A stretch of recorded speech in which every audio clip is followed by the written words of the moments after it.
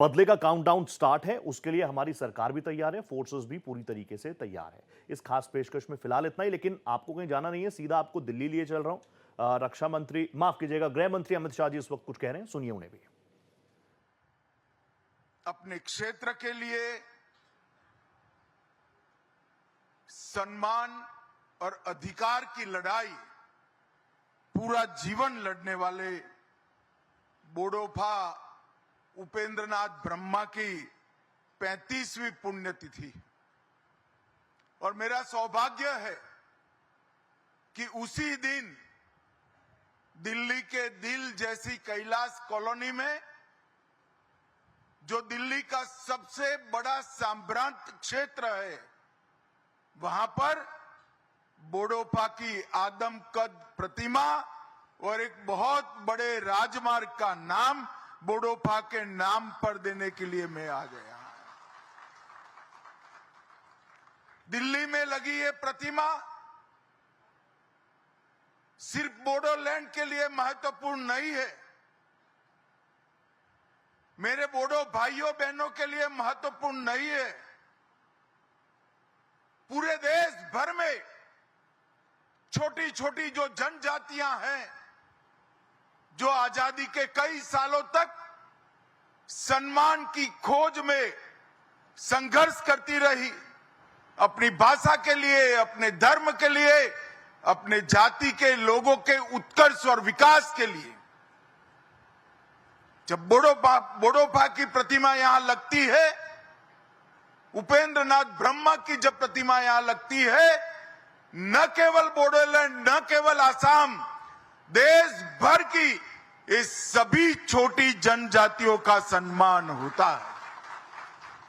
और आज इनकी 35वीं पुण्यतिथि पर देश के महान दूरदर्शी पुत्र बोडोफा उपेंद्रनाथ ब्रह्मा जी को मैं प्रणाम कर कर मेरी बात की शुरुआत करना चाहता हूं। मित्रों, अभी अभी कार्यक्रम की शुरुआत के पहले हमने पहलगांव में जो आतंक की भेंट चढ़े, जिनका बलिदान हुआ, वो हमारे प्यारे भाइयों बहनों को श्रद्धांजलि दी। मैं आज उन सभी आतंक की भेंट चढ़ने वाले हमारे नागरिकों को, उनके परिवारजनों को कहना चाहता हूं, एक क्षति सिर्फ आपकी क्षति नहीं है, आपके जितना ही दर्द देश के हर नागरिक के दिल में है, हर नागरिक इतना ही दुख का अभिव्यक्ति करना चाहता है। और मैं आज पूरे देश की जनता को यह बताना चाहता हूं कि 90 के दशक से कश्मीर में जो आतंकवाद चला रहे हैं, उनके खिलाफ हमारे प्रधानमंत्री नरेंद्र मोदी जी का जीरो टॉलरेंस का नीति है। हम मजबूती के साथ अपनी लड़ाई लड़े हैं, और आज वो ये न समझ ले कि हमारे 27 नागरिकों का जान लेकर ये लड़ाई जीते हो। मैं सभी आतंक फैलाने वालों को कहना चाहता हूं कि लड़ाई का अंत नहीं है, एक मकाम है। हर व्यक्ति को चुन चुन कर जवाब भी मिलेगा, जवाब भी लिया जाएगा।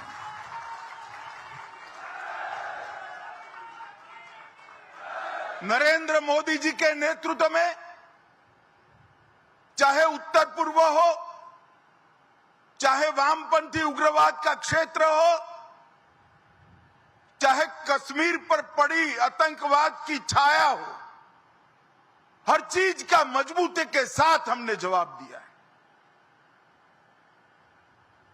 और अगर कोई एक कायराना हमला कर कर ये समझता है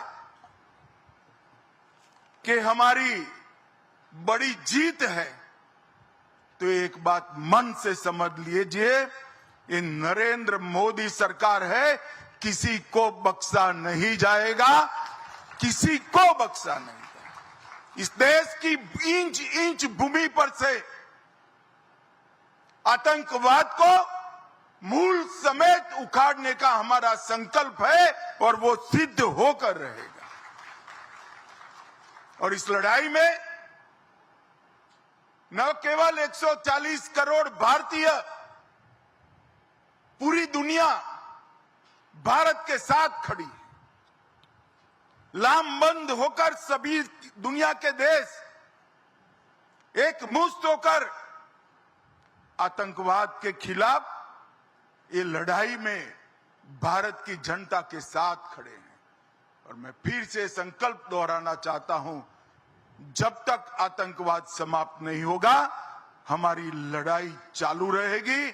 और जिन लोगों ने एक कृत्य किया है उसका उचित दंड उनको निश्चित रूप से दिया जाएगा।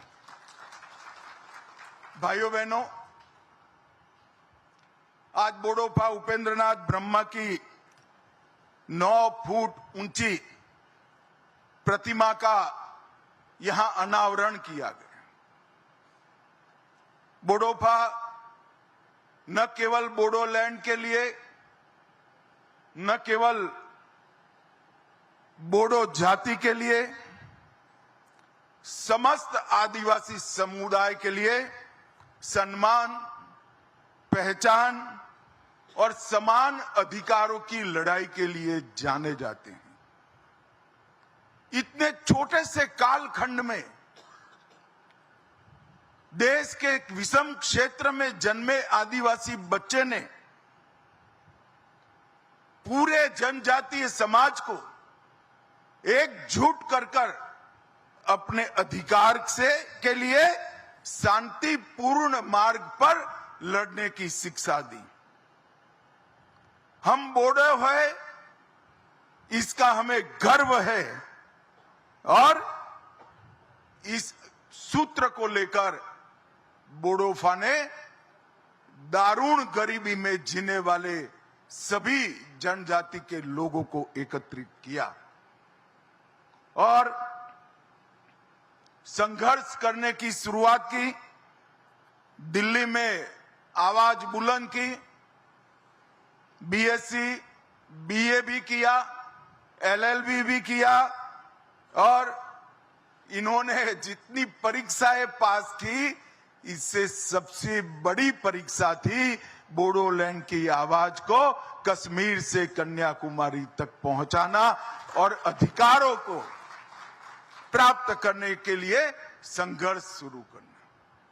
मगर आज बोडोफा नहीं है, जियो और जीने दो का उनका सूत्र पूरे बोडोलैंड, पूरे आदिवासी समाज ने स्वीकारा है। और आज अगर बोडोफा होते तो उनको देखकर बड़ा आनंद आता। हजारों युवाओं के बलिदान के बाद आज हमारा बोडोलैंड शांति और विकास के रास्ते पर आगे बढ़ चुका है।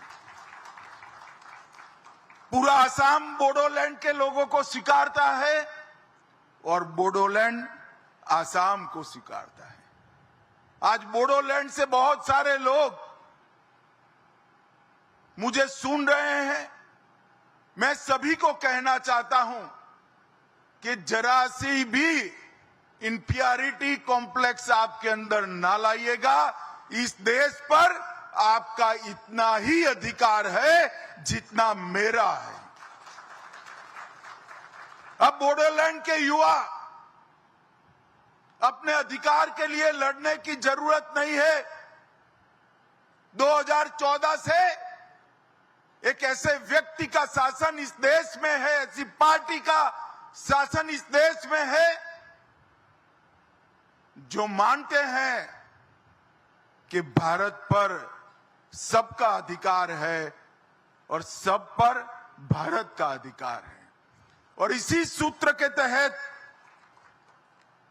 आज बोडोलैंड विकास के रास्ते पर आगे बढ़ा है। मैं 2019 में गृह मंत्री बना। प्रधानमंत्री जी ने नॉर्थ ईस्ट की समस्याओं को कंसंट्रेट करने का कहा।